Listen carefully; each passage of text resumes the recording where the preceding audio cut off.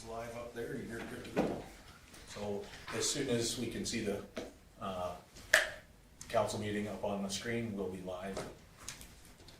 That's where the profanity stops.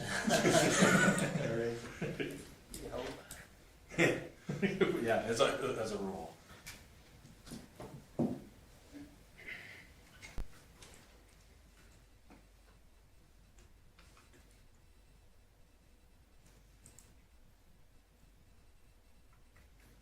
I have 6:59. Yeah, it says that it's getting ready, whatever that means. If I truly understood what the computer was doing.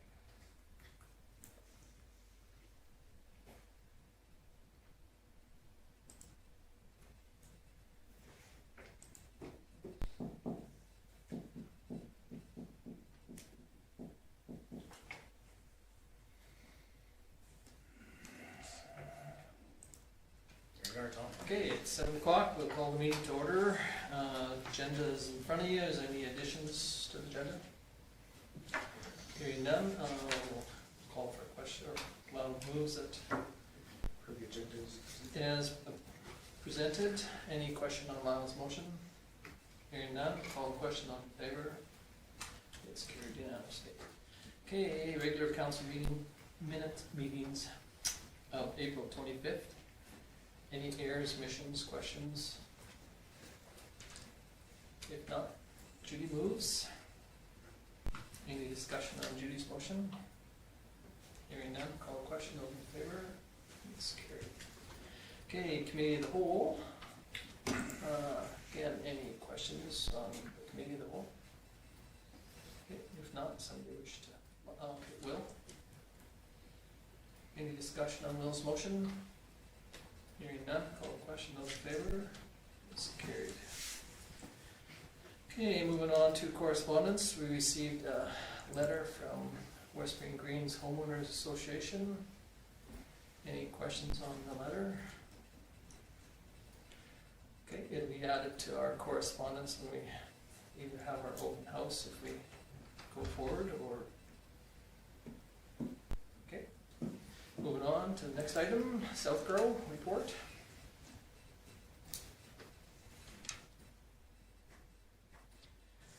I was disappointed that with Southgrow they did it to Mares and Reeves, they attached their budget with it, but you know, the budget's not on this one. It's just the report that they had, so. From the information from the Mayors and Reeves, we can pull that out if. It's you're kind of interesting to see I what. think I have a copy, I could probably email. Well, I have one too from Mares and Reeves, but I just thought they was sent it at the same time, because we received them both at the same time, but anyway, it was just kind of interesting to see where they were putting their funds to. That picture that's there is the picture that was at the new facility at the racetrack at the not SLP grounds, but I just wouldn't mind going back to that letter for a let minute. us finish the 4, and then if you want to come back Okay, 5, then we'll okay. go back. But anyway, so anyway, that was with Southgrow's. Any question on Southgrow's May report? Okay, moving back on to the Seniors Week declaration. So there's the. So, I'm seeing some representatives sitting before me, and I had quite a phone call yesterday and today. Rich, we're Rich, waiting until we're done. we're gonna wait until- Oh, I thought you were No. going back. We'll I'm finish sorry. this. Seniors Week The declaration. declaration from Seniors Week? Oh, sorry, my fault. Yeah, no, not a problem. Okay, any questions on the Seniors Week declaration, it's just for June the 6th to the 12th? Does the town need to put it on the website or anything? It'll, If you want to declare, you just need a motion to Yeah. declare that. We have done it in the past. We have, Yes. Yeah. if we could. okay, so Barbara's making a motion or not? Okay, Barbara? June 6th to 12th, to declare. Okay, any discussion on Barbara's motion? Hearing none, we'll call the question, those in favor? Opposed? You in favor, Richard? Oh, yeah. Yep. Okay, thank you. Okay, moving on to the STARS letter, thank you. Any question on that? That's the funding that we give STARS on an annual basis. Yeah, that's that $2 per capital. It's done in the recurring grants. Okay, any question on the STARS grant? Thank you, Larry. Okay, hearing none, we'll move on to the Alberta Utilities Commission. So that was derived from a letter that we sent.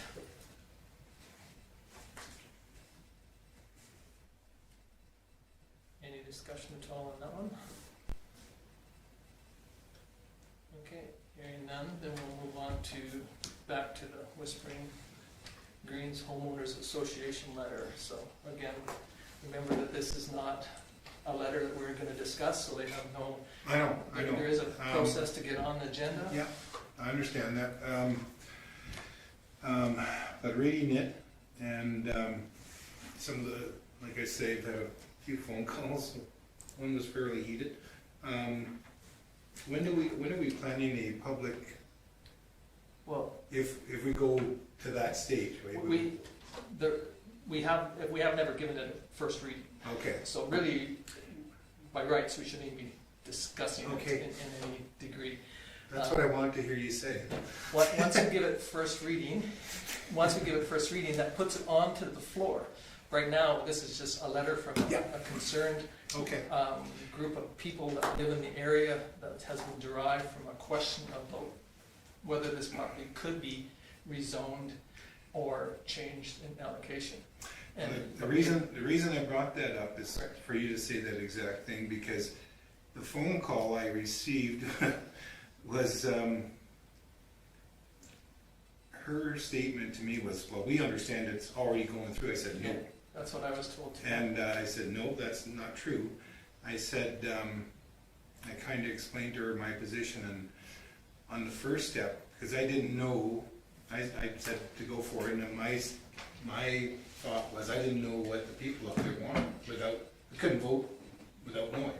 So the first step was just to see, for me, was just to see what you people were thinking. So I obviously know what you're thinking now, so, which I appreciate you being here. I just wanted you to hear that statement there. So, just to kind of put yourselves at ease. Okay, well, Just to be clear, we directed administration to look into the rezoning, right? correct. And that's all that's happened so far. That's correct.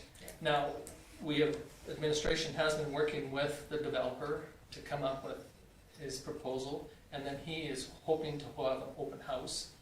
And that, when the open house happens, he most likely will invite council to attend, the same as anybody from the public to attend.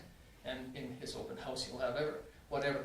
But it has not been given first reading, so it's not even an item that has been on the table, even though some people believe that it has been first reading. Matter of fact, I was even told that the backhoe was up there digging in water lines and sewer lines. I heard that too.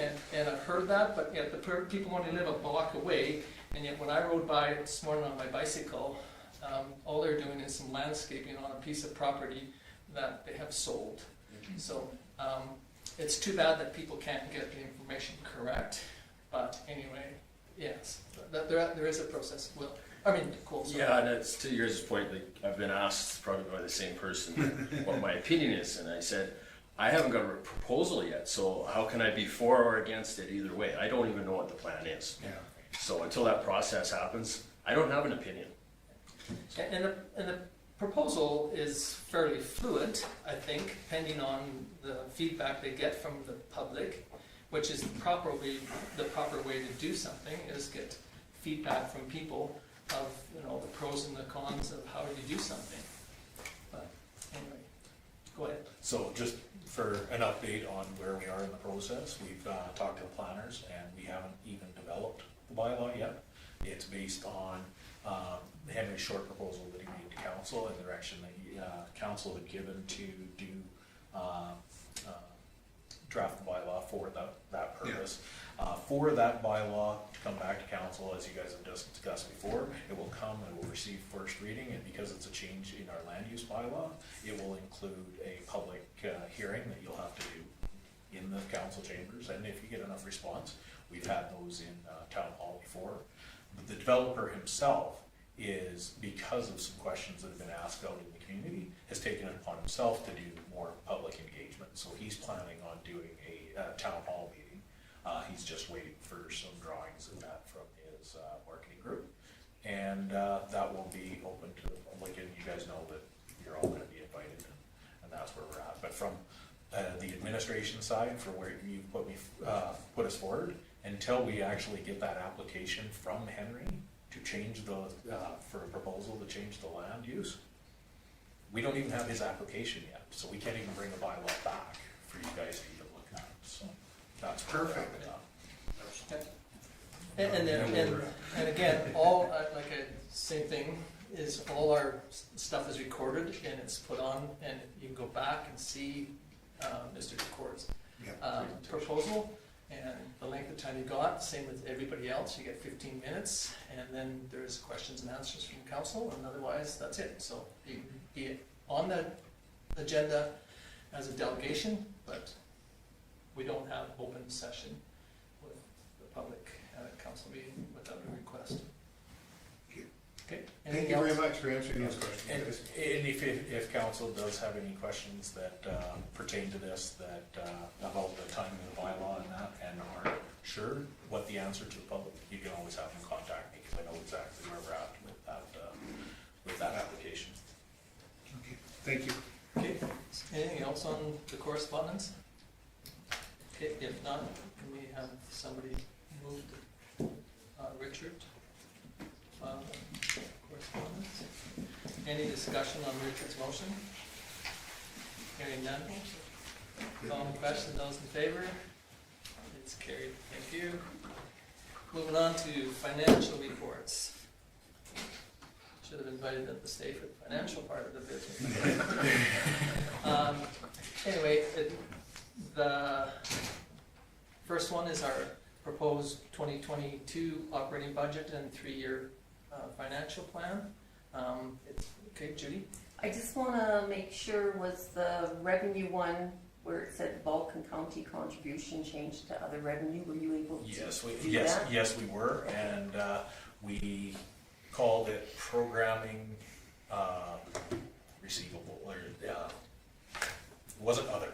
It was we changed the contribution to programming fees, and it didn't affect the long-term history on it. Yeah, and it doesn't come up on this document, it comes up on the document that we On the detailed budget. detailed. Right.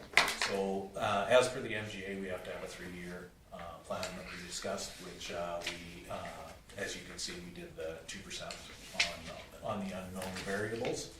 And so the budget itself, we placed the 2021, the 2022 is highlighted in blue, and it contains all of the information that was discussed at the committee of the whole. Okay, any other questions on the proposed? Gotta stop putting my big fingers in the way here. Okay, if not, does somebody wish to move? Okay, Barbara moves it. Okay, any discussions on Barbara's motion? Hearing none, call the question, those in favor?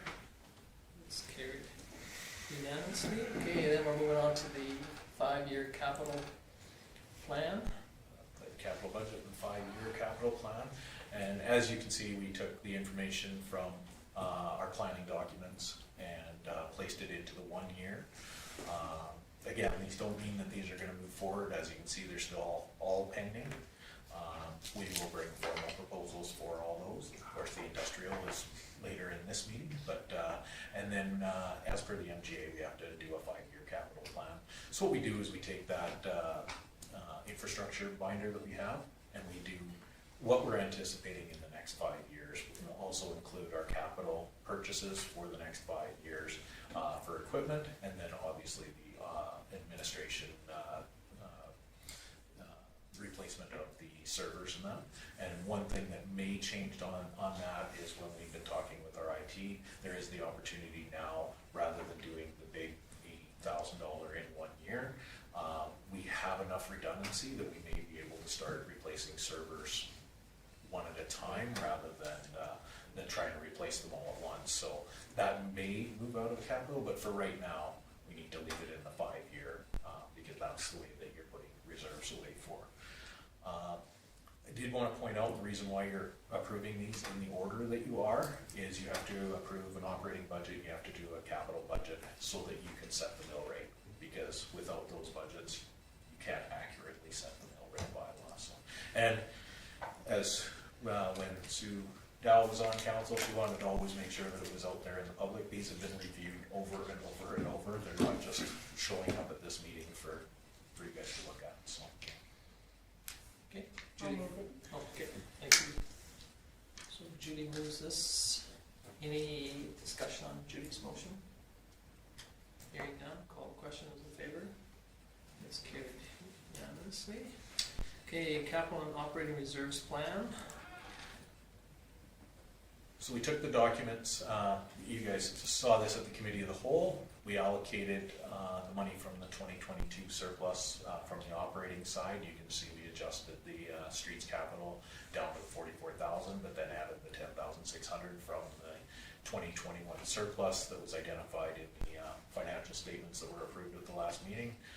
We also made the allocation of the 25 in emergency services, the 190 in contingency reserve, and then the 25,000 in operating reserve for staff to cover some cross training when we're doing our recruitment process. So it brings our total capital reserves to 1.66. Okay, Judy, got a question?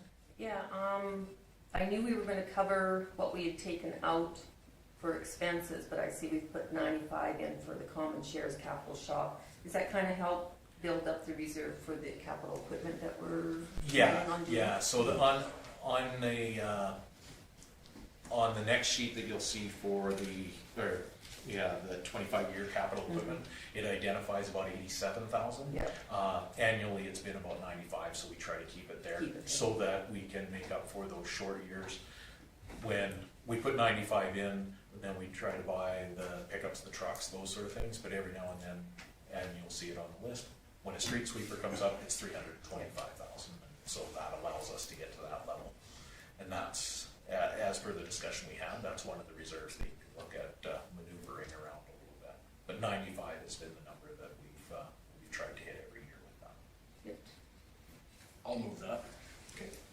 Cole moves the capital and operating reserve plan. And you can see from that, it's very specific motions that where we move the money in, and that's for the auditor. Okay, so do you mind if we use that motion there then, Cole? No, that's perfect. Okay, sounds good. Great. Any discussion on Cole's motion? Hearing none, so call the question. In favor? It's carried unanimously. Okay, the 2022 to 25-year capital equipment replacement plan. And we do include this in the capital plan, but we do want council to have an ongoing. We know that in 2046, a pickup is going to be more than $25,000, but we keep this document as accurate as we can. So to Judy's point, making sure that we're putting the right amount into the common services reserve, because it falls on its own. So we have council review this every year. And as you saw, when there's changes made to it, obviously the ice resurfacer is one, so we actually moved that up so that it fit as per the discussions you guys had during the planning sessions. So The one thing that we're missing is the hydrovac. Is the what? is the hydrovac, we have not put it in there yet. We're trying to do estimates on useful life, and it was right around that 15 years, so. Yeah. The hydrant, the one on the trailer, does that one? Yeah, It's not on this list yet. When the list was originally developed, we didn't have that piece of equipment, and then it hasn't shown up, and so that's Yeah. a question of where. Try to find a useful life so that we can actually put it in at the right level. Yeah. Okay, yeah, years ago, we never had this type of a list, but it's been quite an asset to be able to look and see what Yeah, And then makes exactly what sense. Kim had said too, you know, moving things around, sometimes things need to be replaced quicker than what we anticipated, and then other items can be prolonged in life. So, well, Just make the recommendation that council approves the 2022-25 year capital equipment replacement plan as presented. okay. Thank you, Lyle. Any discussion on Lyle's motion? Hearing none, I'll call the question in favor. It's carried unanimously. Okay, moving on to the bylaw. Taxation levy bylaw. So like Kim said, we had to unfortunately, or fortunately, whichever way you want to look at it, pass the previous items so that we can move into this next item here, so. Yeah, so based on the conversations we had at the committee of the whole, we were able to hold mill rate, the one that you guys set, at a level that's been the same since 2020. We did have a slight increase to the lodge requisition and a very, very slight decrease to the school. And that was because we had money left over from the requisition from last year. So that's been brought forward based on the change in assessment. That made up for the change in the budget for this year. And we've put the numbers into the new bylaw based on the assessment levels that you guys reviewed at the last meeting, with the individual mill rates for the general municipal, the ASFF, which is the school, and then the senior foundation, which is the Peter Dawson Lodge requisition. And then, of course, the designated industrial property that the province does the assessment for tells us, and again, it works out to $245. And if it's less than 1,000, we have to collect it, but we don't have to submit it to the province. So based on that, you could do all 3 readings in one meeting, so if you're happy with it. So we're just gonna leave the mill rate where it's sitting right now. That's the proposal, to leave the mill rates, and then, okay, I'll give first first reading. reading. Okay, so Judy moves the first. Any discussion on Judy's motion? Hearing none, call the question, those in favor? It's carried unanimously. Okay, second reading. I'll give the second reading. Cole moves the second. Again, any discussion on Cole's motion? Hearing none, call the question, those in favor? It's carried unanimously. Now to introduce the third. Introduce. Are you, who, you want to introduce the third? Yep. Okay, Richard, introduce the third. Any discussion on Richard's motion? Hearing none, call the question, those in favor? Cole, you in Will. favor? Or Will, you in favor? Or- Yeah. okay, sorry, okay. Okay, third reading. Okay, Lyle. Third reading, any discussion on Lyle's motion? Hearing none, call the question, those in favor? It's carried unanimously. Okay, thank you very much. Moving on to the current business.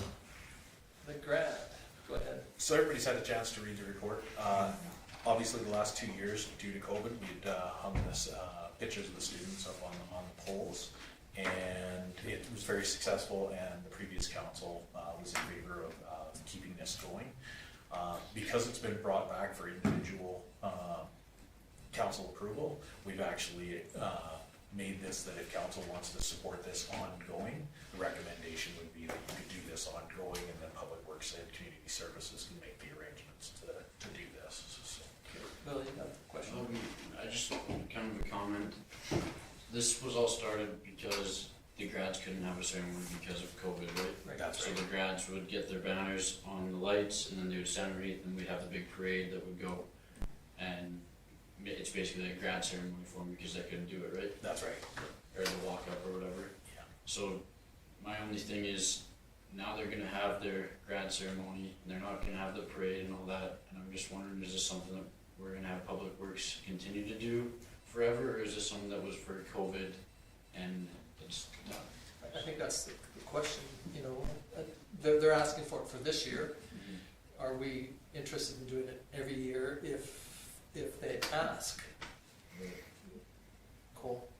I thought it was a really neat idea to kind of give them some accomplishment, recognition, I guess, for their grad, but if they're wanting it going forward, I would be in favor of it. I think it's kinda neat knowing who's, you're driving downtown and you see maybe who's all in the grad class. It's a good way to promote it, so. Okay, and then, Lyle, you had a question or comment? I was just gonna say, it was, being part of last council, we had really positive response from the community, from the grads families, and, well, that's a good point, well brought up regarding moving forward. But I think from the response that we've had, I think I'd be in support of continuing to do this till we hear different. Yep. I mean, the grad committee or graduates, they supply the poster, the banner, or whatever you want to call it. It's just a bit of time for our public works to put it up. It's kind of a win-win for the grads. Like I said, I mean, personally, I don't know why they don't want to do the parade thing too, but I kind of enjoyed that. But anyway, go ahead, Barbara. I think it shows great community spirit, personally. I mean, it was great, especially, I had a daughter who graduated, and so it kind of helped not having the whole, I guess, formal thing. And I think that just in community spirit, I think it's something good to support if it's not too much of a burden on public works. So. That's my question. Did Stu have any comments about doing it? Yeah, he's in favor of it. Okay. But again, just so council knows, there is cost involved in doing it. Yeah. Last year, unfortunately, they put them up and a bunch of the clips broke and half of them blew away, and so they did have to spend some other time, but they have a better method of doing it. And again, limiting it to 3 weeks to the grad ceremony, and that's kind of why we worded the motion the way, if council's in favor of doing it going forward. Won't be for any more than a 3-week window. The idea is that they come down before Spock Days, and again, we put the flags up for Canada Day as well on July 1st. So if they move the graduation dates, this can be worked with a 3-week window on either side of graduation if they move their dates. So. And to your question, it says right in there under the analysis that the community service manager and Stu both approved that they were approached first and supported it, so I support it, so I make a motion to, Okay. The motion as it's written? yes, Okay. ongoing. Okay, so Judy moves this, and on the discussion portion of it, we've had, I've asked him to start asking Stu and some of the other departments to kind of keep track of the time that they spend, so they can say, well, it cost us X amount of dollars to do this event, so we're going to try and slowly keep track of it. I know that it's new to the department heads, but I think it's something that's kind of interesting to say how much time and effort we spend on any event. So when somebody comes and asks, and you can say, well, It's an in-kind contribution of X amount of dollars. So anyway, so Judy has made this motion. Any further discussion? Okay, hearing none, I'll call the question. Those in favor? Okay, it's carried unanimously. Okay, Ag Society. So as everyone's aware, you've been able to read the letter that was received. The Ag Society is actually very excited about the possibility of leasing that property. So they've requested that council formally approve drafting an agreement for the lease of that land. And that will start the process where we can actually draft up a formal agreement and get this thing moving forward. Yeah, and I think that we need to, in that, put down how many acres or how many, we don't have it broken down on a lot plot and plan, but yet, so that. And so one of the things that, if it was a simple, just a regular lot that we have in town, we could, like what we did with the letter of intent with the Marquis Foundation, we could go that route. But I've had further discussion, and because this falls into the county with all of the hang-ups that we've looked at with on the development side of that, I'm most likely going to get this lease agreement done up through legal, so that it's done, so that it will stand the times of. And to be completely honest, the lease, the long-term lease with the Ag Society for the curling rink building was done by legal as well, so. It'll protect everybody 50 years down the road. And the advantage too is that, there potentially is, a potential that there might be a right of way you have to go in there for a road widening or a service road or access and on. So, by having legal go in there, they'll ask those questions and plot a lot of them, straighten out some of the crooked lines that are there because of the fence line before and so. So I need, or Cole, okay, I'll make that motion as written. okay. Any question on Cole's motion? Hearing none, I just want to comment that this will be a long-term, and the MGA does a requirement of how many years. I think it's 49. We can't go over 50 years, so I just want to make sure that council knows that we're going to approve it now, but we still have to bring the lease agreement back for formal approval. so there, in that agreement, there'll be a length of time proposed, okay? That's with Cole, any other discussion? Okay, if not, we'll call the question, those in favor? It's carried unanimously again. Okay, now moving on to the industrial subdivision. I apologize for the size of some of these files. You could zoom, right, I wanted to make sure that you could zoom in and see all of the detail, but yet still get the gist of it. The cost estimates came back, they're $12,000, obviously more than what we originally, which for a total redesign and bringing it up to today is great, because some of those drawings were done in 2003, so we were able to get that all back.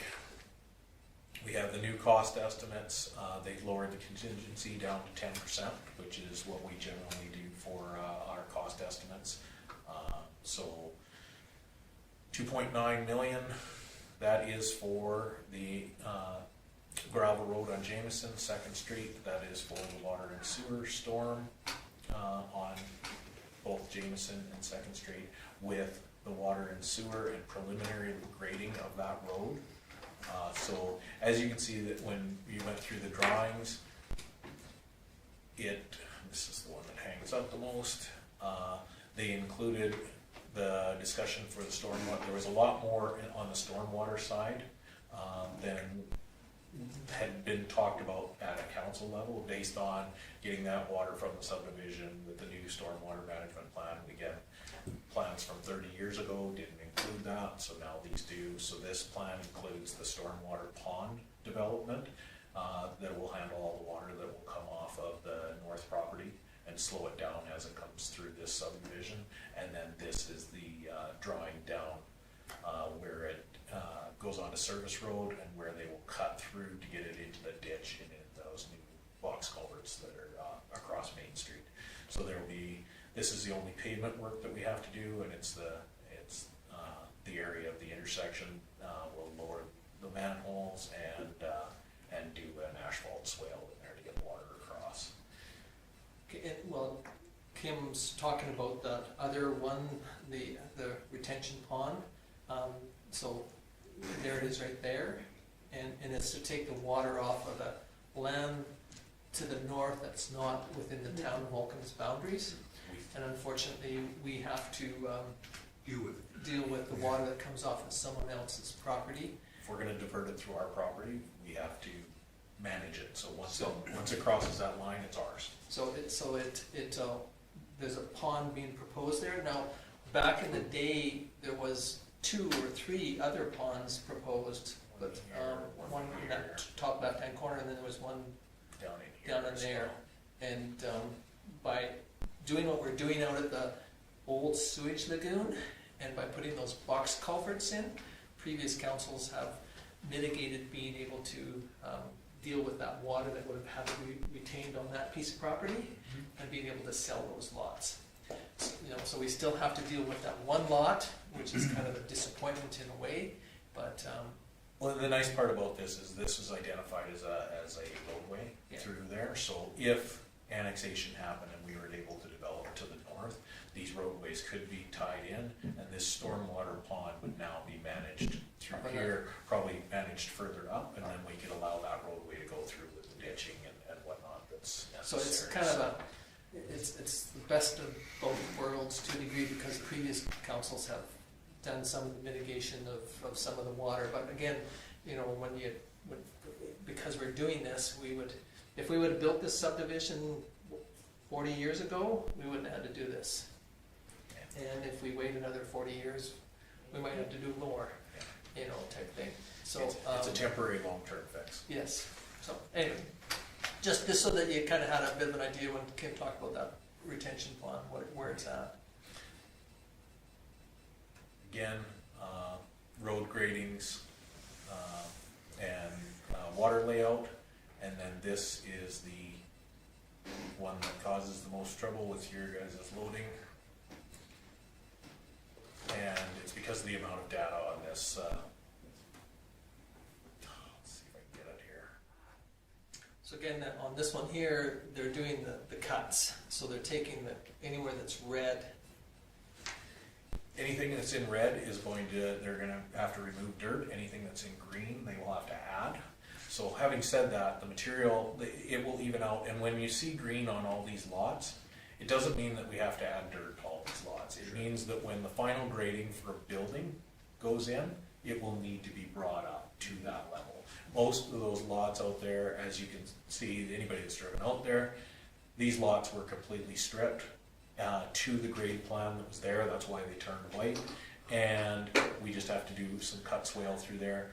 But that building is at grade. So now, say somebody bought this lot here, only their building would have to be brought up to that level. And that's really from a stormwater planning side. It means that we're gonna, if we require them to build it up to that level, we've now mitigated any flood risk that they may have in that subdivision. They can still leave the surrounding ground around because of course each lot has to handle their own water anyway before it comes out to the street and ditching. So they could do grass areas which would soak up a whole bunch of water. They could do stormwater retention, all kinds of things with that. So this is the cut fill. You can see that there's a little bit of fill on the road at this end, but of course we're going to do water and sewer, so there's going to be more cut through there. And yeah, that will help. You can see the large amount for the storm pond, and fairly minimal through Jameson Road. Okay, Richard? First Street and Second Street, and that makes the loop. Do we have a cost out in this one that shows the cost of that area just for water and sewer? We didn't at this point, because the conversation was that it may be able to be pulled from the tender, so we can do an A/B in the tender side, but for the purposes of this, the request was to get the cost for the total subdivision. Well, We could go and cut out the. yeah, because I thought when we talked about this, I asked if we could have a cost on the A and the B loop. And because I went back on the old one, and to do the cost on that, to do that loop was 1.24, 1,242,000 and change if I did my gazinzas right, and I thought, that's a lot of money to make a loop with no road and bury some pipe. You know, when we have some options to move in a rodeo ground and a thing, you know, we have an option taking that land and doing some more RV park, you know, some more RV stalls, things like that, to create some income too. On this piece of property up here? No, on the, Oh. where the Virginia Mitchell. Oh, I'm sorry, I Yeah, thought maybe I'm you just- were thinking about putting the road grounds No. up here or something. No. And I'm just thinking that if we move that, like you're moving it in another year, so I'm just looking at that, I'm thinking, and actually, Cole, we were talking about this, and you know, we were talking about expanding, like what to do with that is, you know, you could put ball diamonds in there up there now, or, you know, or RV things, because you seem to run out of them fairly rapidly in the summer, so an RV, so right now we're talking about Virginia again? yeah, The RV. yeah, And I'm just saying, there's No, other, I just want to make sure that we're on the same Yeah. page, so. there's other things to spend money on besides putting some pipe in the dirt, and hopefully somebody buys it, I guess is my thinking. Okay, go ahead, Judy. So it's my understanding that once we put that in, if we didn't do the loop, there's only, what, a couple, is there three lots available for sale? Right. So, my feeling is, I mean, they built 4 buildings down in the Champion industrial area, and we're sitting here with nothing. I think we need to do it and get it done. It's been going on forever. And we need businesses to keep this town growing, and we're not getting it. They're going to the other communities, is my feeling. Thank you. Cole, or, sorry, thoughts? Just, first of all, just regarding, I'll take this back to the pool. When we did put it out for tender for the pool, it was if we had just the basin separate and then like everything together and then adding the water slide. So like for Richard's concern, I mean, if we put it out to tender, and like Kim says, I mean, we could have it for that part not being done.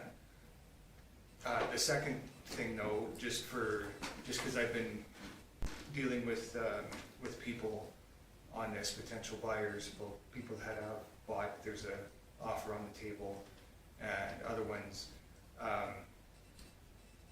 At this point, I just see more benefit in doing the whole thing, because people are buying not just one at a time right now. So that's just what I'm seeing right now. So. My personal opinion is from our discussions, the many discussions we've had about this, I would like to see the entire thing move forward as we've discussed, and put it out to tender as a whole. It's been sitting there for 30 years and not really doing a lot, or 40 years, Over 40. Yeah, over closer to 40 years. Yeah. And I think that this is the first council that is willing to do that, and I believe that, as Judy said, bringing in more businesses, that is how our town will survive.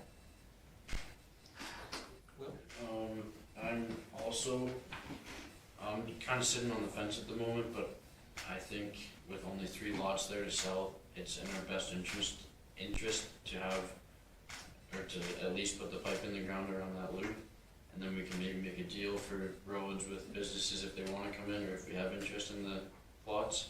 I do recognize what you're saying, Richard, that we do have money to spend. We do have other projects we could be spending money on, but that's just my opinion at the moment. Okay, Richard? The difference to your comment, Judy, the difference of that is the county wasn't building a subdivision right across the road from Champion either. This is a hard one, because if I'm sitting there and I'm coming in to build a shop and my only chance in Vulcan is to build where there's no road, and I ask the town, are you going to supply a road? And they say, well, we can't afford it. Then I'm going to see the county. And you have to, I think there's some realism in this, and if, I hope I'm totally wrong in my thinking, because if I am, it makes money for the town. I'm all for the first part.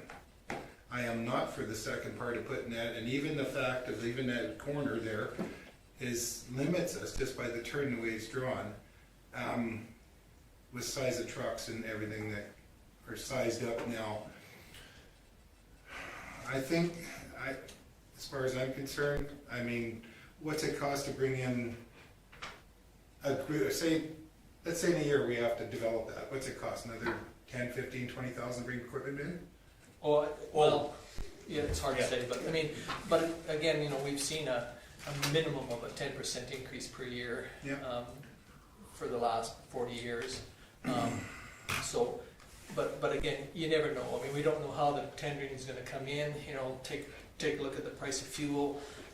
Is it going to go down? You know, is it going to stay high? We don't know. I mean, it would be a shot in the dark. The advantage is over the disadvantages is that we're getting it priced at today's pricing, and, you know, the disadvantage is exactly what you're saying, Richard. You know, we could sit on that pipe for 10 years and not, you know, flow a gallon of water down it.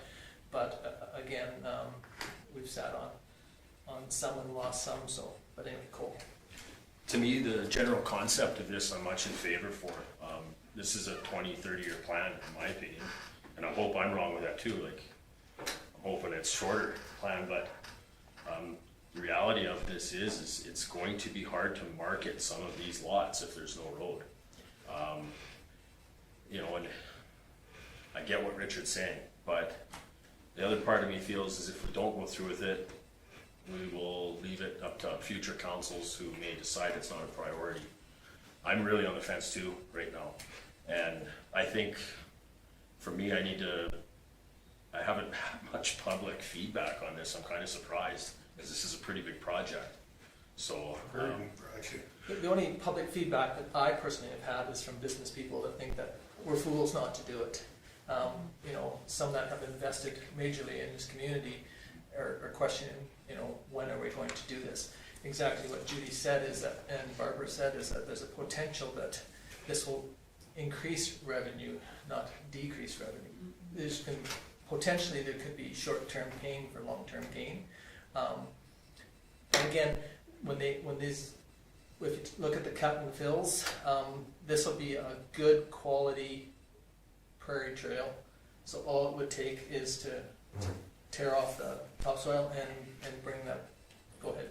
So for council, when we say that we're not building the roads, all we're not doing is not putting in the pit run of gravel. So the crown's gonna be there, the ditching's going to be done, it will be. And to be completely honest, we actually had that conversation from the other side. If the ditching is there, are we gonna be able to have it hayed, or, because we don't want it to be a dust bowl out there, we wanna get grass back on it, those sort of things. And they reassured us that they will taper the slopes so that it can still have the equipment go through there and hay it. But there will be a very, hydrants there? Yes, there will be, there will be. If you looked at yeah. when the breakdown, you know, talked about the hydrants, the manholes will be there. They'll be just at a different elevation. So the manholes will vary, Yeah. and the hydrants will be set, they're always off of the roadway, Yeah. so. So it'll look similar to, I don't know what street it is in Whispering Creek that's not finished there, kind of like that? Yeah. Okay. Yeah. If you carry on to the area that of question that was earlier, that I rode my bike on this morning, Yeah. that's what it would be like. You know, the manholes are there, the curb stop. Well, now there's curb stops. There'll be no curb stops on any of these. Same with our, you know, competition to the south here has no curb stops put in. You know, so they'll put them in when the site comes in. But anyway, sorry, Judy. That's right. I just, I've heard Lyle say more than once that he's had people interested in these lots. So the interest isn't gonna be there if we don't have something there. They will go to the industrial park at the county. They won't come here. But we've had more say that if they had a choice, I've heard people say they'd rather come into Vulcan than go out to the county lot out there. So, I mean, Lyle's the one that's had people asking, so when he's said a couple of times at different councils that he's had interest up there, then I think we need to build it, or they won't come. And the thing to keep in mind with that, with the two different subdivisions, they're different markets. Yeah. We're looking at lighter industrial, you know, the welding shops, those sort of things, and the county's is focused on agricultural industry, so like a pellet plant, those sort of things. And at this time, like, in grant funding, we have like 1.4 for this currently. And so the amount remaining would be 733,000 that we would grant around there. No, so Could you if you'd explain like that? to go into the funding side, the grant funding that's available that could be used for this project, and this again needs to be clarified. This is 100% of your 2022 allocations of MSI and the federal, what used to be the federal gas tax, which is now the Building Canadian Communities Fund. So those are also the funds that we use for doing our street program, but of course on the other side of it, we only use 2 years worth of that funding, and we carry a bunch over for different projects, so we generally only use 2 years worth for our street program. So I wanted to make sure that you guys just had you don't have to, when you're doing these allocations, you don't have to use all this money, but this is different ideas of where funds can be drawn for this $3 million project. Essentially, you have 1.45 available in grant funding. With the extra funds that you put in the contingency reserve and every cent that's sitting in the water, sewer, and streets reserves and your contingency, you have $733,000. So for the total project availability, you have 2.18 in, and essentially cash and grants.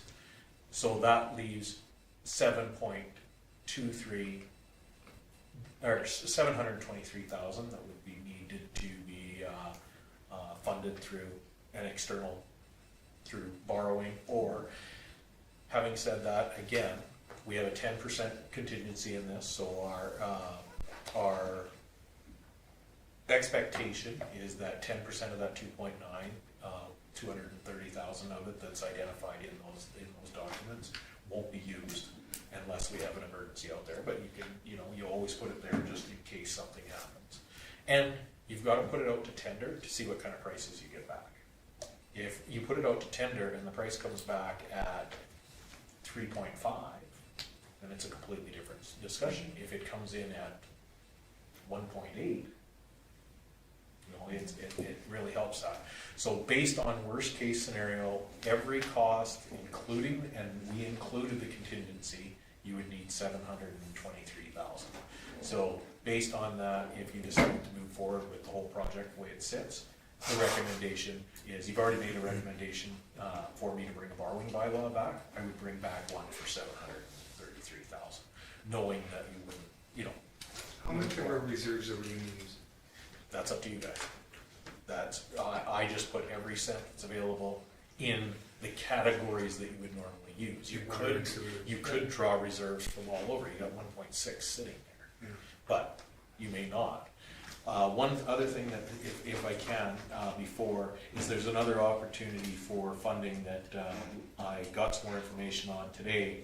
And in March 23rd of 2021, the county council passed a policy 122221, and it's work in kind for economic development in urban municipalities, and they have identified $250,000 for each village and town within over 10 years. And we normally, on contracts like this, on our last 2 street programs, we bought gravel from the county to lower our costs of our tendering. And it's been very successful because we can get gravel from them cheaper than an outside contractor can haul it into us. And if we take advantage of this, I looked at this project and I talked to the county. With their policy, we could, and the numbers that we have for aggregate on this project, we could potentially save $160,000 where the county would supply and truck us all of the, so we could essentially take almost $160,000 out of the cost of this project. Not a huge amount, but it would also leave $90,000 for future projects for gravel to come in as well. So you don't have to use it all at once, but that's one of the avenues of funding that could also be available for this. So the 1.4 million and change for grant funding, it says available. Are we sure to get that? The only one that we have to wait for the provincial budgets on those, but they don't mess around with those very much. Okay. Those ones are already reduced to the level that they said that they would reduce. If anything, they'll get to be more than, unless they cancel the program altogether. You think we could get those? Oh yes, yeah. Okay. Or for 2022, so we were only gonna allocate 2022's Yeah. money, not 2023's. Yeah. Yeah, so the federal is, federal gives it to the provincial, and then we wait for the provincial to give that out. And on a project for this, like the Building Canada, or Community Canada Fund, Yeah. this is a project that would fall directly on it. It would be, we'd do the application, but it would be very straightforward, like some of our other projects. And MSI is another one that it's. Okay, Lyle had a question or comment? So just Kim, just for clarity's sake, this is, you were just saying, I think I've heard it right, this is for just 2022. So in 2023, we could get back onto our regular street project? 2023, as long as they don't change anything in the funding models, which it doesn't look like they're going to, you would have $339,000, or $340,000 in grant funding available again in 2023. So we can start getting that back on track, if that's what we Yeah, decide. the thing to be aware of is we have very rarely ever gone into the current year's funding. We always like to kind of have that waiting for the next project. So when as I discussed with you guys, and a few of the different meetings we've had about this, is to do a big project like this is one of those things that you may want to look at, is using this year's funding while it's available. Again, there's lots of combinations. You could borrow more money, keep some money in reserves. You also have a fairly large amount of money coming for the sewer line. But again, they could replenish some capital reserves as well. So things to keep in mind with that. Will have a comment or question? I was just, at this point, we've got this information and the public has this information, but until we get the tender and we know what kind of money we're gonna be spending, we can't really do anything else, right? So, Correct. The theory that I have in the back of my mind is that we would approve to send it out for tendering and get a tender price on it, and then we'd know exactly what it is. right, And in that tender document, you know, there is, so that's why Kim shared that 232 page tender information. How Hope they- you all enjoyed that. Thank you. so that you get an opportunity to see how the tendering process is. Now, some of them, you know, when they're bidding on these, they see the same page 100 times on every job that they do, but there's other stuff specific to this project alone, so you're right. Well, then can I move that the council directs administration to work with SEMA Plus to publicly tender the Vulcan North Industrial Subdivision project and to bring back a report including recommendations based on the results of the formal tendering process for council consideration? Okay, make that motion. okay, just a second, I just want to write this down before I. Okay, now. I personally would like to see that tender with the loop there, put as like an A and a B side. I want to see those numbers. Personally, I want to see those numbers. So if you can put that in the tender information, that's great. So the way you would do that in the tender is you can't separate it out. What you can do is you can separate it, but you have to call it a deletable item. So it means, what you do is you put the tender out and you put certain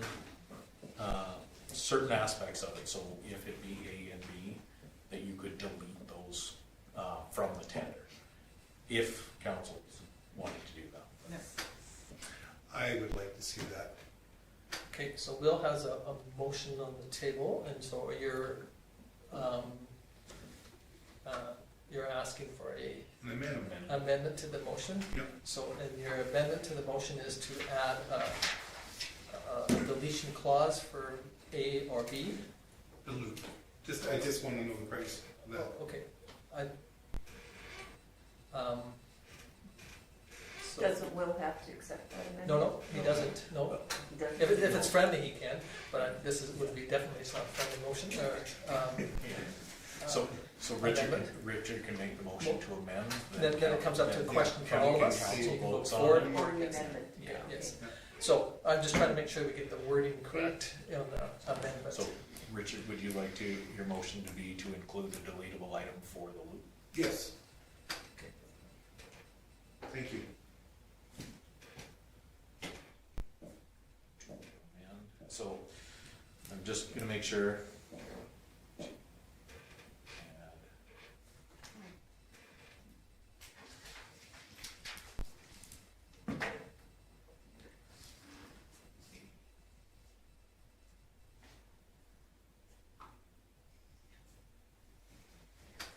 To add a deletable. Sorry about this. That's okay.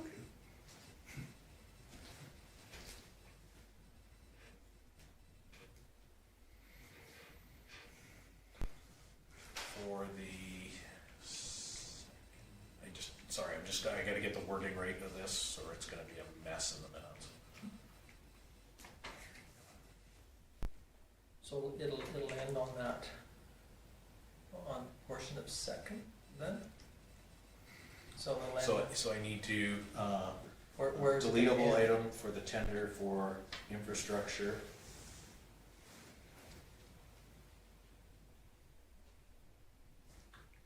On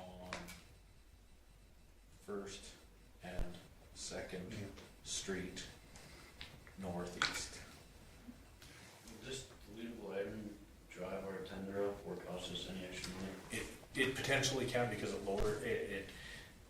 it runs the risk of when a company looks at it, they could give a tender based on the entire project, and if half of it can be pulled out, they may up their tender to make up for that not being there, because of course, bringing their equipment in, all those things, so. But sorry. Well, You finish, I'm No, just go ahead. waiting in line. so, I was just gonna add, I agree with Richard, I wanna know the cost of specifics, but maybe we don't need to have it as a deletable item to know those specifics. well, you can pull it out if you wanna do some calculations, that's why Yeah. the document was given to us. It's just not as simple because of the amount of dirt work too. Because some of the dirt that's being proposed to be removed from the cell is gonna be used to build that road up. Now, what are we gonna do with that dirt now? Where we're gonna stockpile that dirt? And they were, in the original philosophy is they would spread that dirt, they would strip the topsoil, they'd spread that dirt where the road was gonna be, and then, put the topsoil back around it and seed it. But if we're not gonna do any of that dirt work, then we're gonna have to have a burrow pit, or, we still have to build that cell, and then we have to stockpile the dirt somewhere.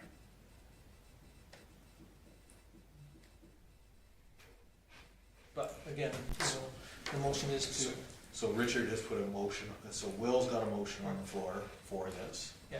Richard has made a motion to amend. to amend Okay.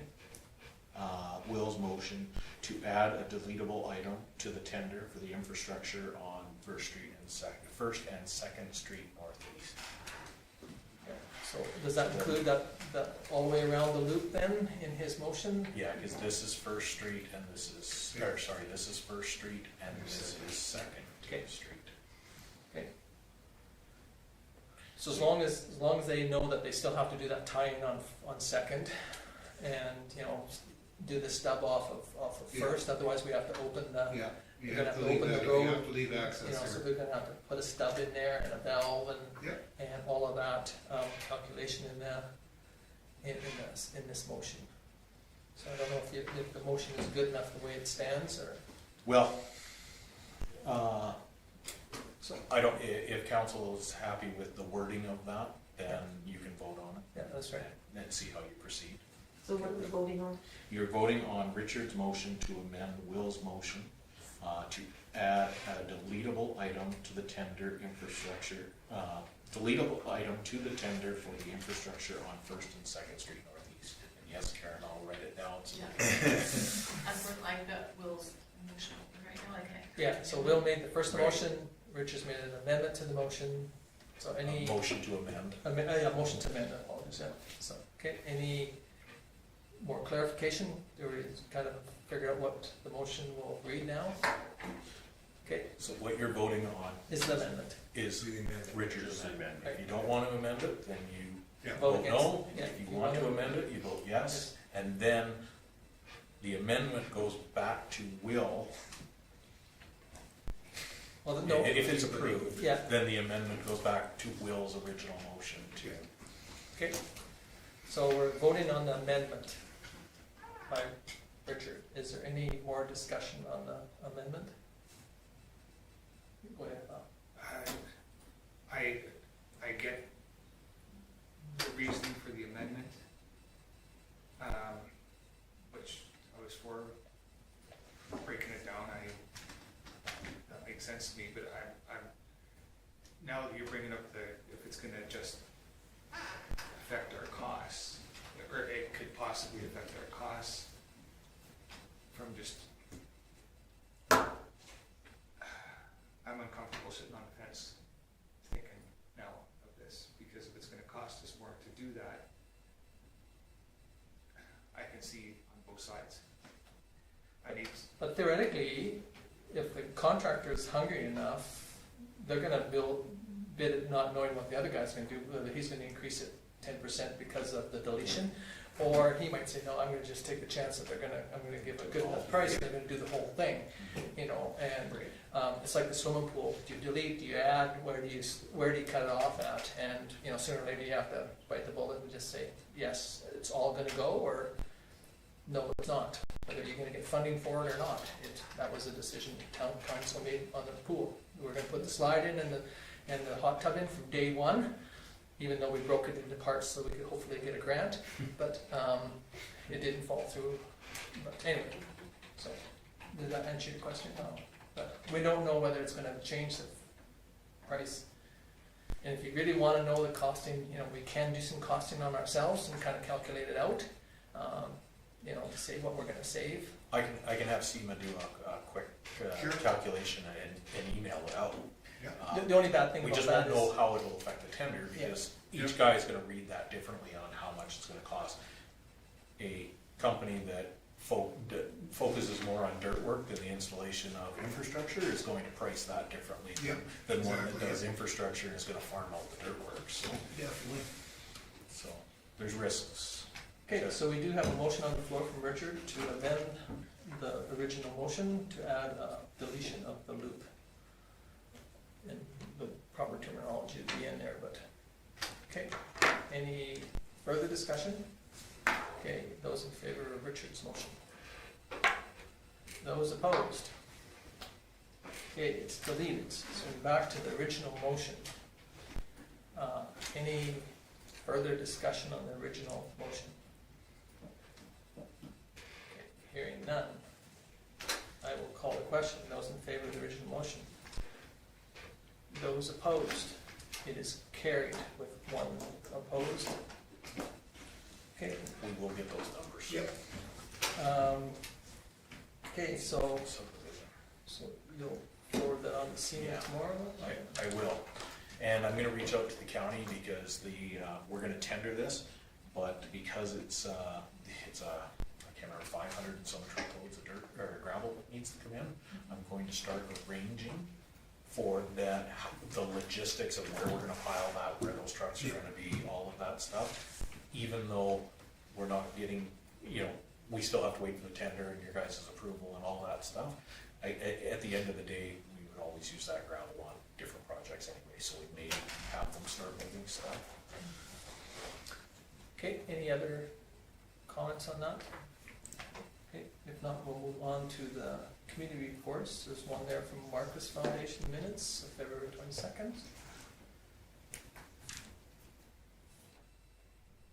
Okay, and then there's two from SEWA, the board meeting of March 25th, and the executive minutes of the April 22nd. Okay, then the Waste Commission for the 23rd. And then the Waste Commission for the 31st.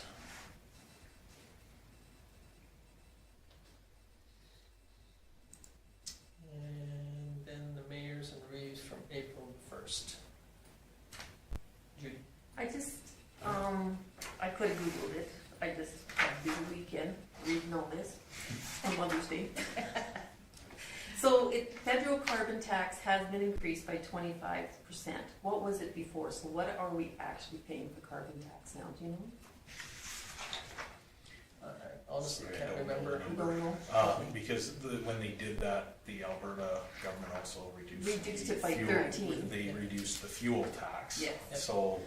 Is that gonna hurt the provincial budget? That's what Oh, I yeah. thought, you know, Yeah. the federal's hitting us, so provincial's trying to save it. Yeah. I know how much the carbon tax is. It's 100% more than it should be. Thank you. Yes, I totally agree. That has Well, now and on they- record. And then they're anticipating it up to 50%. Up- Yeah, by 2030, I think it is, up to 50%. So it'll keep on going. Now, the advantage is that you are going to buy an electric car and you're going to use more electricity. Yeah. And because right at the moment we burn coal and natural gas to make electricity. So until we get all the solar and all the wind farms online, you know, we're still going to pay substantially more for And power. have no farmland. Lucky Trudeau has an electric plane to find as a Ukraine. Yeah, we can find that out for you, Judy. I think it's It was 35, I think, right now. I think it is. But it's supposed to go up. They've priced it at $1, or $1 figure per ton. So, well, I can get you some background information.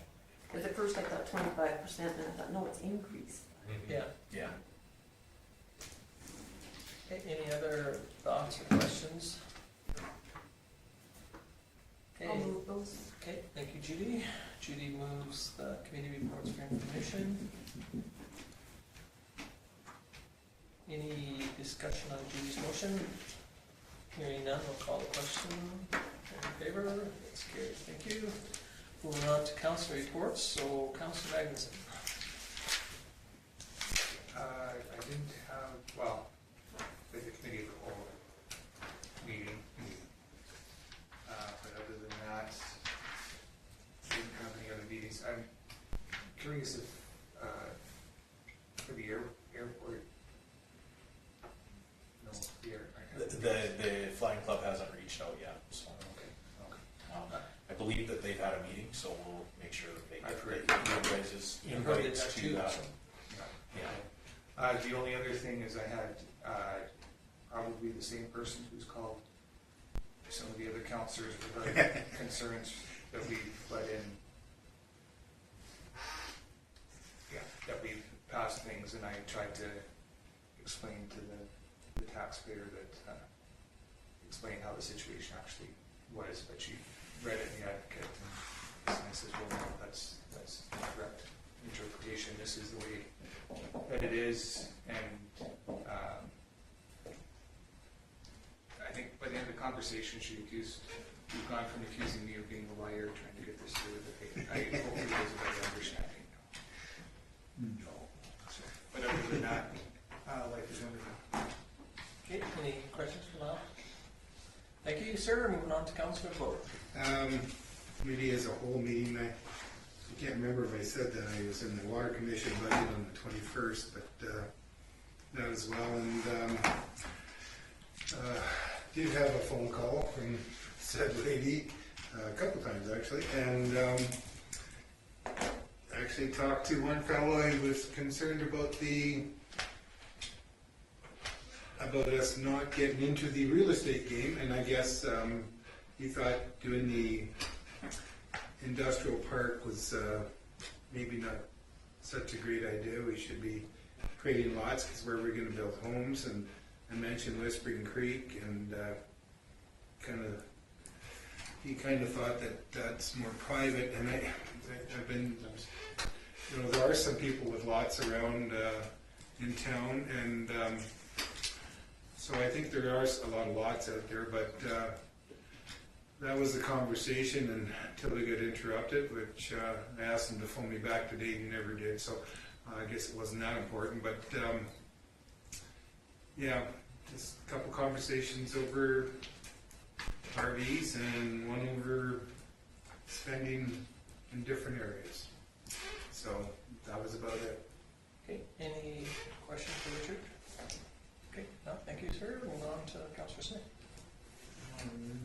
I missed the meeting our council meeting on the 25th. On the 27th, I had our Foothills Regional Emergency Services Commission board meeting, and from what it sounds like, everything's on track. NG 911, they're still planning, should be all implemented by 2025, they're thinking. I had a Community Futures meeting on the 28th that I was not able to attend because I was unloading a train. And then we had a committee at the whole meeting on the 29th. Since then, I've had a couple concerned citizens about the RV park, and there's a lot of misinformation about it for sure. I've tried to correct where we're at with that. And I've just asked them to look for the town hall and make sure that they show up and voice their opinions. So, other than that, that's pretty much it. comments?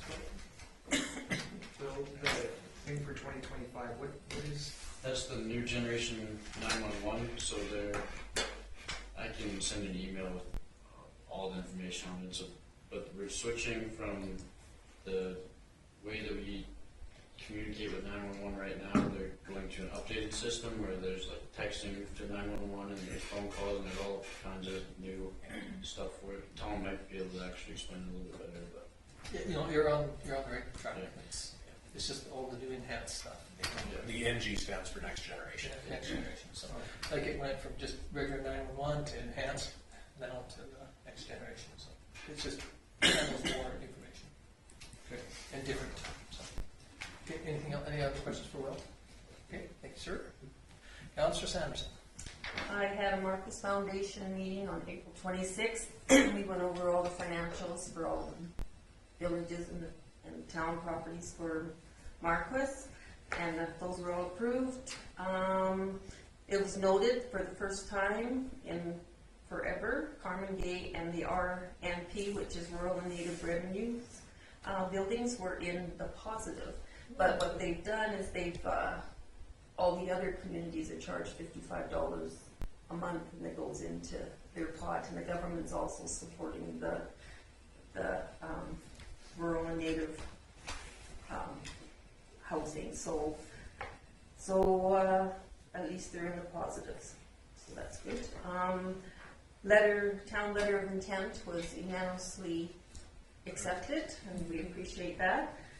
New staff is being advertised to staff are going in surgery, and of course you don't know when they're going to be called in, so they're hoping. And then one is moving to a more active community, Sylvan Lake. They've had TELUS issues. I don't know if you guys had issues Wednesday afternoon, and it wasn't fixed to Tuesday around 3:30.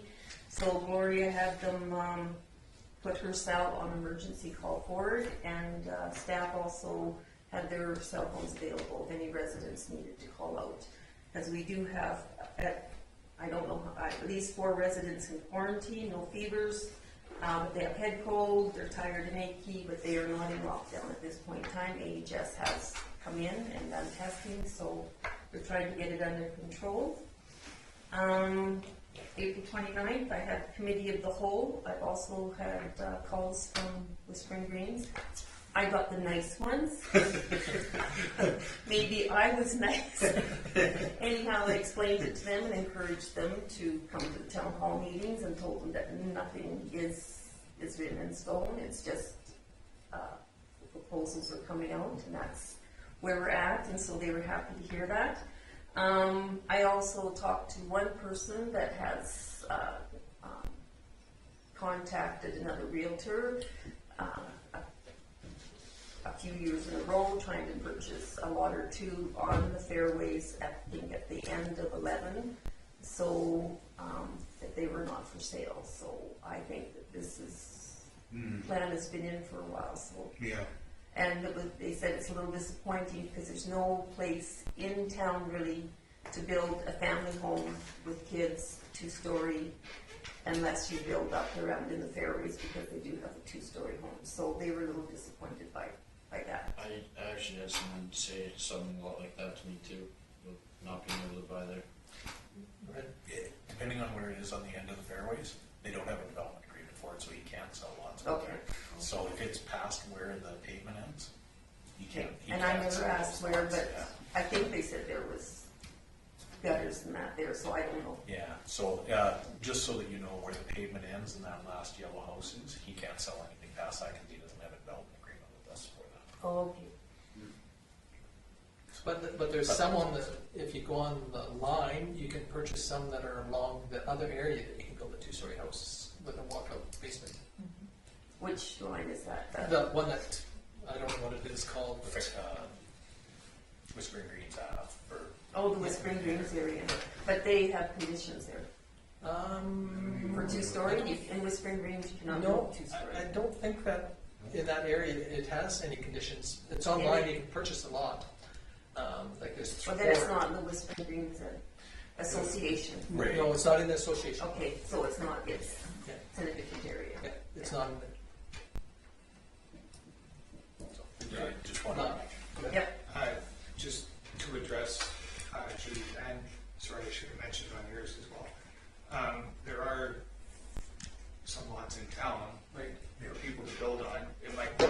Main Street, yeah, exactly where they want. yeah.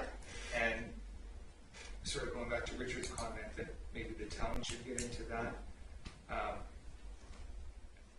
Do you want the town competing with the private person? Like, oh, you have a developer, you have lots, you want the town competing against you? No, that's No, not I a didn't good say, idea. I didn't say the town should get into it, I was talking about this person. Yeah, but again, and the town was a developer for quite a while. We had the Allen Subdivision. You know, we developed it, and we were the sales of that, and the last few lots were hard to get rid of. But Did I not remember us having a report about how we have 50 years left of inventory in this community? Or 100 years? So, I mean, to develop more residential lots would be just adding to that, would it not? But I think that the theory of it is that there's only one developer out there, Yeah. you know, theoretically, but yet there is, if you go online, you can check out, there's some lots that if someone wishes to become a developer, they can buy 50-some lots, I think it is, and you have to spend another $4 or $5 million to put the sewer and the water and the pavement in, but you could become a developer, you know. I don't think Brittany wants to do that. But anyway, sorry to get off your. That's all right. Judy, is that all? Yes, right? I'm done, thank Okay, well, thank you very much. Any questions else for Judy? Yeah. Moving on to I council. had Vulcan Regional Response to Elder Abuse on April 26th, and we just talked about the plans for Seniors Week, and that we received 2 new grants, and we're still waiting to hear for the CIP grant, and of course then the committee of the whole on the 29th. Okay, any questions for Barbara? No, thank you very much. Moving on to council. April 28th, I had a Southgrow meeting, which was held in Lethbridge at the exhibition grounds. That's what I was supposed to say. Yeah, so we got a tour, a hard hat, and Yeah. provided hard hats and steel-toed boots to do a tour of that. So I was actually in that picture. Yeah. Oh, yeah. Oh, okay. Really neat building. I could not believe how big the capacity is of that thing, and actually, very affordable for their cost. It's pretty impressed with it. They also have, I hope I understood this correctly, is a waste disposal unit within the building that is supposed to produce energy and be zero emission. And it was kind of discussed in the meeting that if places like this building and the McCain plant in Tabor or whatever are able to get up to this, maybe municipalities down the road are able to as well. But I have to defer to Tom on that because I have no idea what I'm talking about. Nope. So which one are you? Where are you? The good looking one. So I don't know which one I have. You didn't really want me to bring that picture up, did you? I couldn't even tell you which one I am. Somewhere in here. Yeah. Yeah. You're in here. Yeah, but yeah, it was a neat meeting. Great food. I couldn't believe Yeah, that's what I heard. the culinary. I don't know if it's part of the school programming there, but they have plans within the building to have a lot of culinary events there or whatnot. But yeah, really neat. I guess another thing that Southgrow's quite impressed with is basically they've received almost all of the grant funding that has been requested in the past year, which is almost implied. Well, they are completely shocked by it. So that's really a positive that funding's up on that. And yeah, they've kind of kicking tires on other green energy initiatives that perhaps Southgrow would own themselves, and they spitballing like a solar project or something to raise money that way and be in line with the green energy. And that's something I am very much in favor of, even though I'm not against or in favor of a carbon tax. But yeah, kind of neat day. That was, and then I guess the committee of the whole meeting was on the 29th. I attended, and that was it. Okay, any comments, questions? No calls? I did have a call or two. It's, yeah, most of the feedback I've got has been primarily negative, but Yeah. I have to caution people is we don't really know the details yet, so I'm not sure if if a lot of people are voicing an opinion based on facts or if it's based on hearsay. So But if I continue to hear this negativity about it, even especially when the actual agreement comes out or the proposal comes out, then it's gonna lead me to believe that it's not gonna be well received, but I guess that's to be determined. Gee, Didn't, I thought that Henry had said he'd gone to the associations up there? He did. he did. And that he got good feedback? No, he No, got he feedback. got feedback. Okay. It wasn't a very positive meeting. The one was worse than the other. The one was disappointing, but the other one was Yeah. assaulting. I did, I just encourage people to go to town hall and voice your opinion. You don't know until you've seen it too. That's exactly it. Okay, any other questions or comments for Cole? Thank you very much. I had a meeting with some fundraising ideas we brought to the Ag Society. So I met with the Ag Society on a couple of them, and they're, as I sit on the Ag Society, so I'm not sure if I'm going to be part of the Ag Society fundraising board or portion, but anyway, I did go to that, and they have had a bit of a discussion with a person to help them look at how they can do some granting and fundraising. So it'll go back to their executive as soon as they get some more information.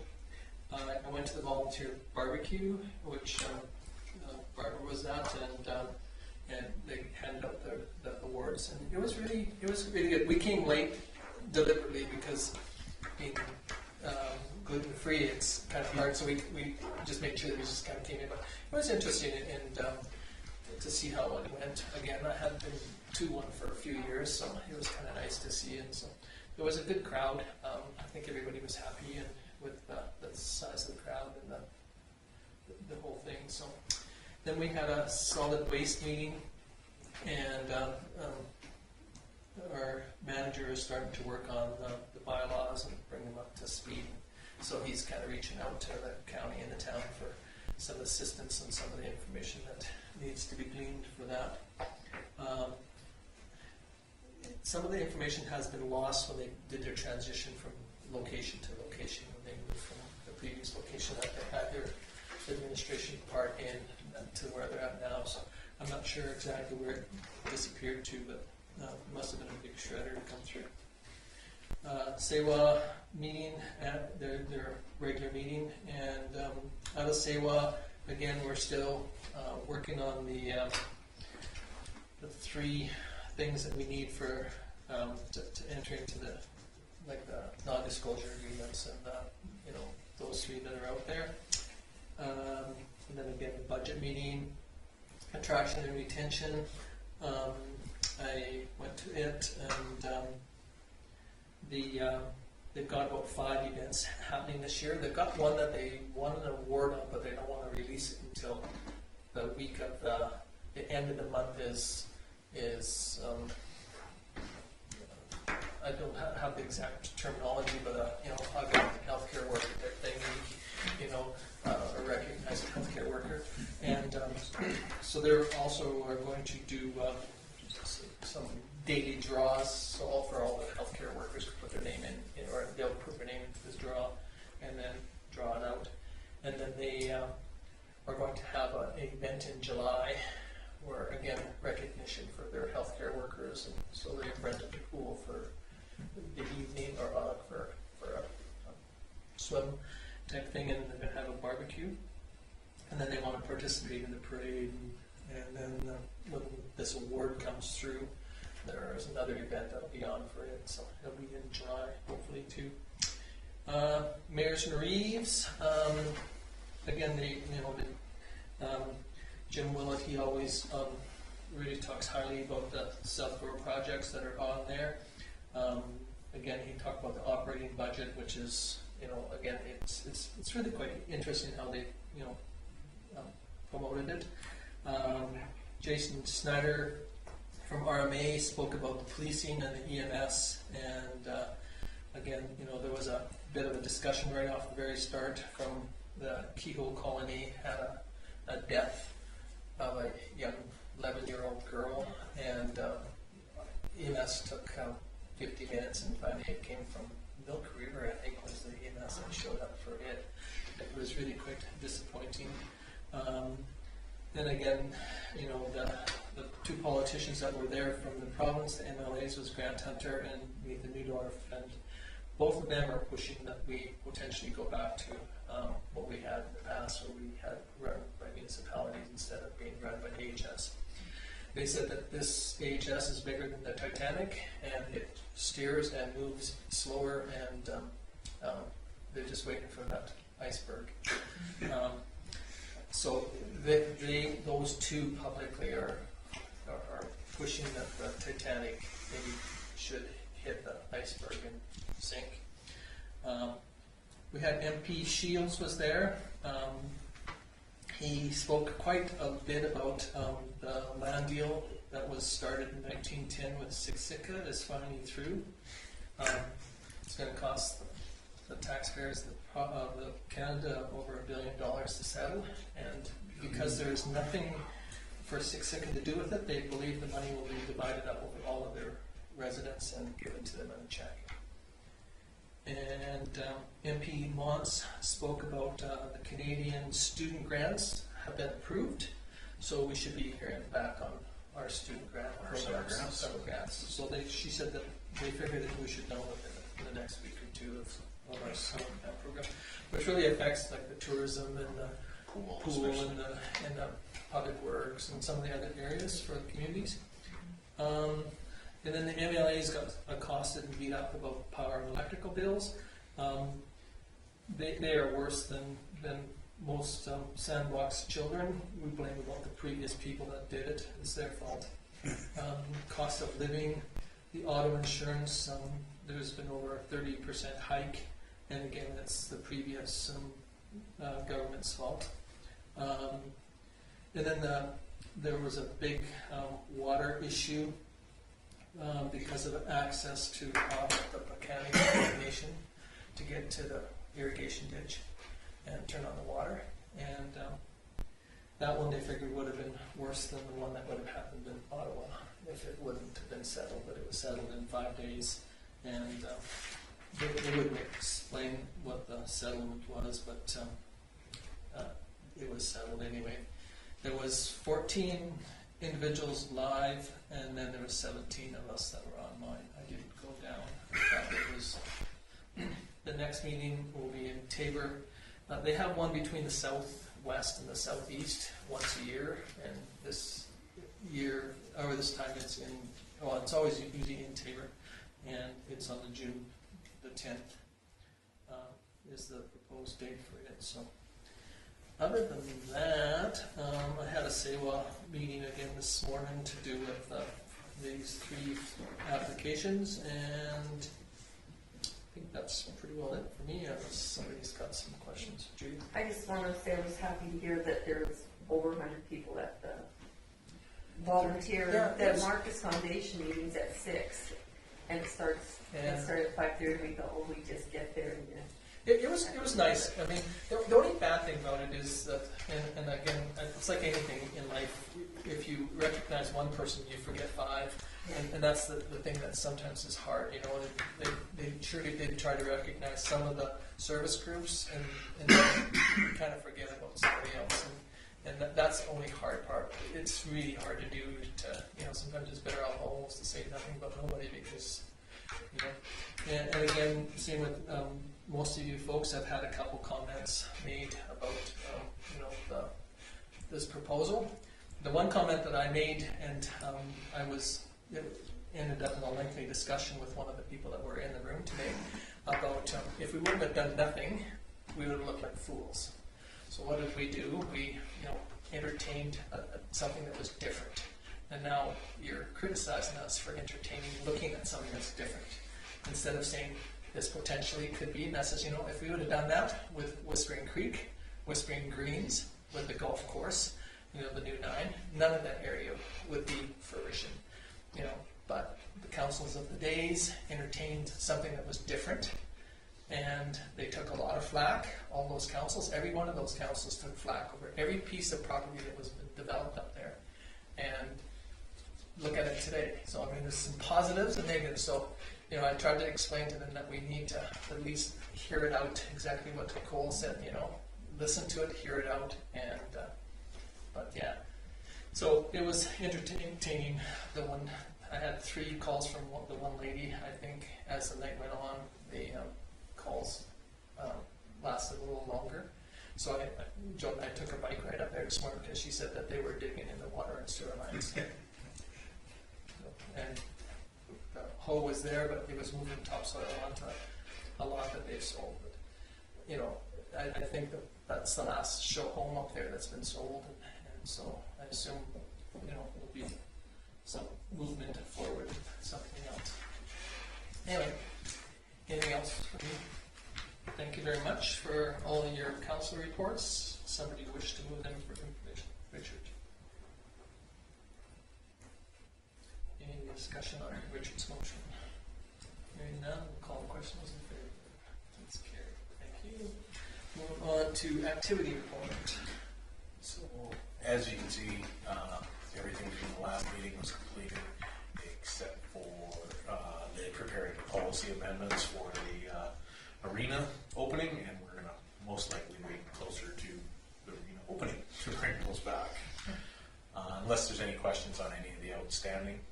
You guys see this every 2 weeks, so you know where everything's at. And again, we're waiting on doing the public open house on that development before we bring anything back. That's my activity report. Okay, move on to the CEO report. Prepared a list of the activities, pretty straightforward, normal stuff from the meetings. Prepared for the agenda for the committee of the whole. Thank you everybody for being able to attend. There's a lot of information there, crammed into a lot of short amount of time. Did the letter of support and executed the letter of intent for the Marquis Foundation. Jude was good enough to take that to her meeting the next day and actually had it signed and back, and so everybody has their copies of it. We're good to go on that end. Did the recreation proposal and sent it out. Obviously just waiting on the county for that meeting, and it'll most likely be after seating is done. Signed the financial statements off. Had an open conversation with ongoing about the industrial with SEMA, extended the lot sale, the existing conditions on the lot sales for the 2 lots out there, one with the lawyer and one with the agent. Ran follow-up tests for the meeting recording. Those of you that were sitting, we don't have to manually put the overlays in anymore. When Karen pauses the meeting, everything will stop and mute the cameras, so it worked very well on our test. So we did, I provided, as Tom mentioned in his report, policy information for the Waste Authority. The town of Nanton CAO reached out about our local improvement policy, and one of those, if you were going to implement it again, what did you learn, what have you, and so I kind of went through that whole process that we went through. Signed off on the FCSS annual statements. They seem to be in order and are going through the approval process with the province now. The developer that we've been speaking about all night has contacted me on several occasions, and he's receiving feedback as well, and he's hoping to do his town hall meeting sooner than later. His marketing person ended up going on holidays, and he hasn't got his drawings where he wants them yet. So still very enthusiastic about it. He has toured, he went back down south and toured a couple more facilities down there and for bringing ideas back. Provided the Airwood School with pool booking information through the joint use. There was a misunderstanding in there. We have a joint use with Palliser, but it's for CCHS and BDE. So they get first priority on that through the joint use, and they chew up a bunch of time, and then it leaves it for. So what we've done is it left Airwood fairly frustrated about the times that they could get and not being able to get something around their last day of school. So I encouraged her to actually work with Palliser to maybe jointly the principals can all get together there, because under the joint use they get free use of the facility anyway. So that way they can come and they get first through the joint use pick of the date. So hopefully they'll all work together. On that same note, it's not in any of the reports, but we do have more schools looking at using in the last part of the year. We've, Barron's Carnegie are also interested in it, and we've got some schools from outside the county that are interested as well. Kaylee and Blackie are looking at seeing if they can get some time to bring some kids over. So it's been pretty, word's out there, and working with the schools in that first 6 weeks. Hopefully, the first 4 weeks will help us out. Or maybe 6 weeks. The schools are still on. So that was a good conversation. Obviously, did the industrial sewer agreement, so that's all been signed off, and we all have our copies. Helped the Flying Club out with budget information, so I'm still not sure if they've had a meeting or not. I will reach out. They did talk like they were going to, so making sure that they're inviting the county and town representatives to those meetings as well. Prepared the final budget, capital plans, mill rate bylaw, and then just various concerns. We've had same comments, developer proposal, and campground feedback on the campground. We are dealing with working with FCSS for a placement of a homeless person in and out of our campgrounds.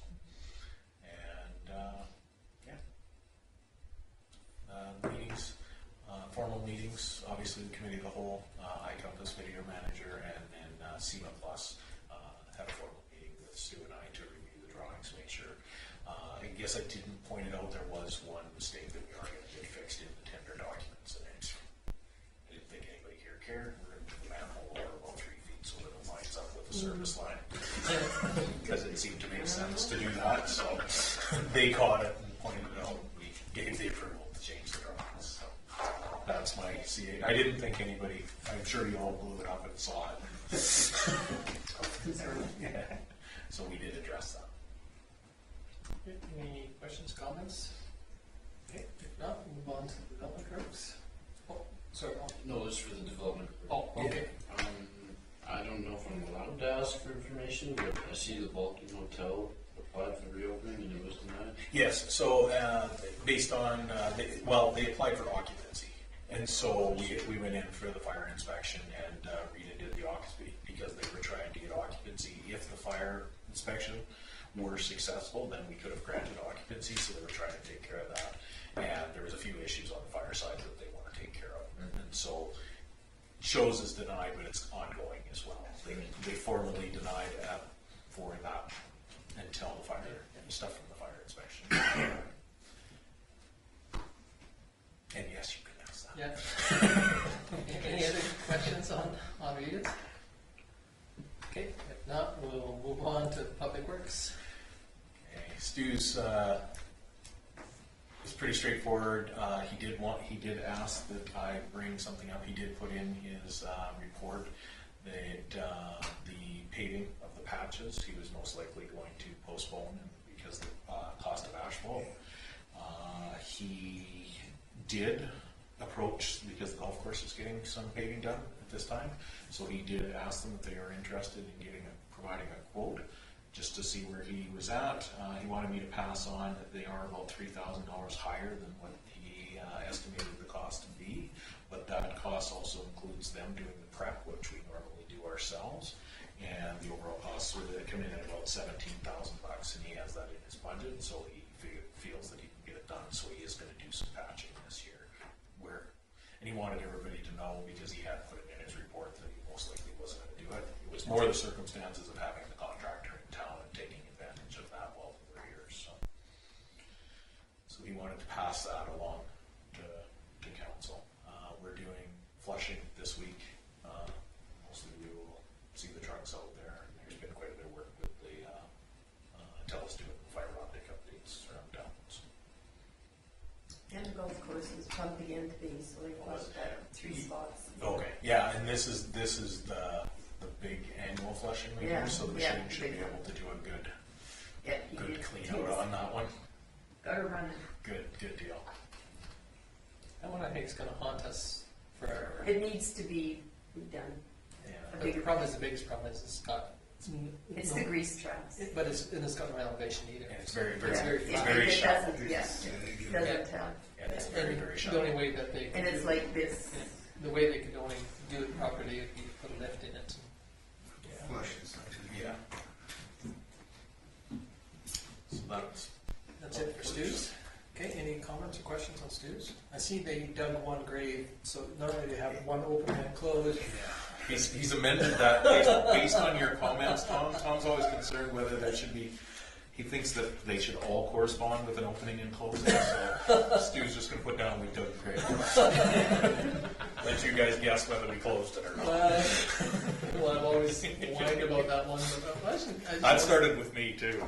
But anyway. I always thought it was good that You we know, did. we did. Someday we were gonna do an opening and not close it. Well, I was doing it before. But anyway, so, okay, anything else on Stu's? Okay, thank you. We'll move on to community services managers. So, you've all had a chance to read it, very straightforward, through the information that was there. Quite looking forward to the pool symposium that they're doing. There's gonna be, I believe, right now I can't remember. I had it. No, the 14 communities coming, or is it? I think it is. I had it right there and it went away. I apologize. 14 different communities with outdoor pools coming to ours to go through. They're going to have presentations by AHS on, pool capacities, flow rates, all the stuff, and we're going to be able to showcase ours to all of the other outdoor pools around us. I think it's just 17. 17, is it now? 17. Thank you for that, Will. I know it's in there. Oh yeah, sorry. 44 attending with the maximum number at 50 and 5 presenters for the day with 17 communities. So. Terry moved in this last one. What's that? They got 50 today. They got their 50 today. That's excellent. Again, bookings for the pool's gone very well so far.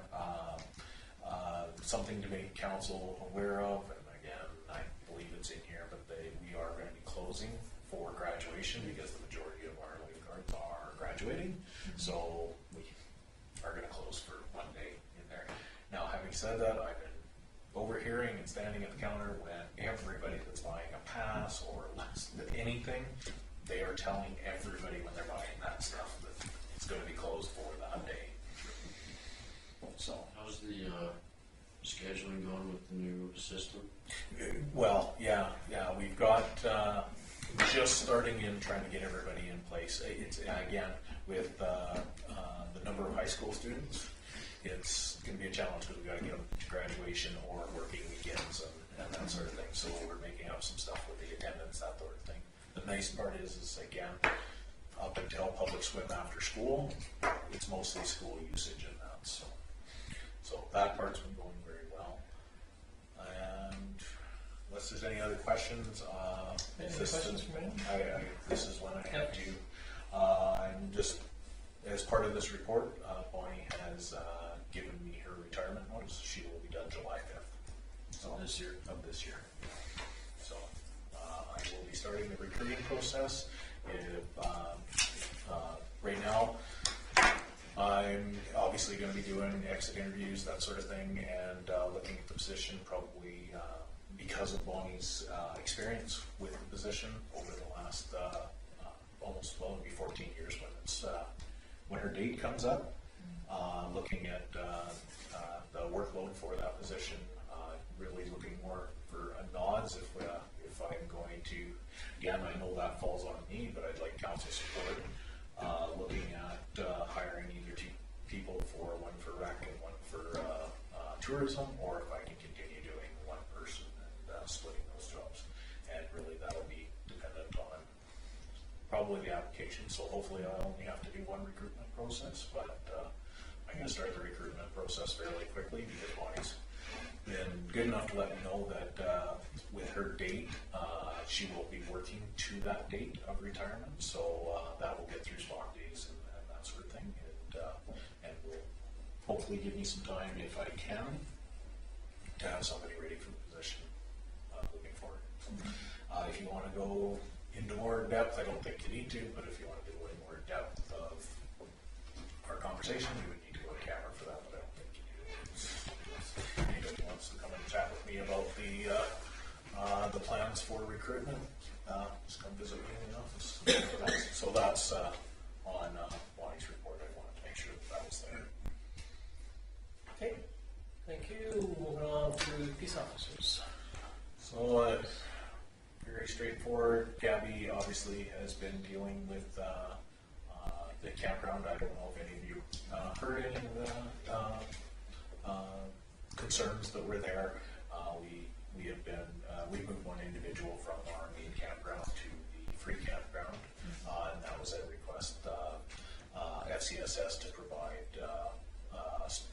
a spot for temporary. It's supposed to be for 1 week, so we're working with that. Again, it's shoot up a little bit of Gabby's time, but she's been working with FCSS and that to try to make sure that there's no negative interactions with that. I'm sure some of you saw from the stuff that went out on social media about that as well. So. Okay, any question on Gabby's?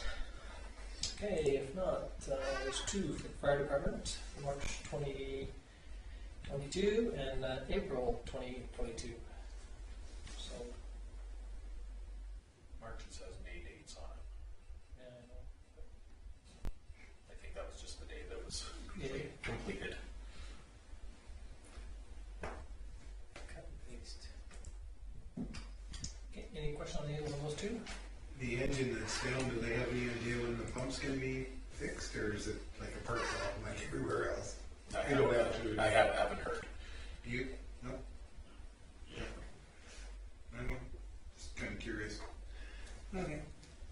Okay, any questions at all on Peters? Other commissioners? Okay, thank you. We will need a motion to file the, Oh, there's lots of hands there.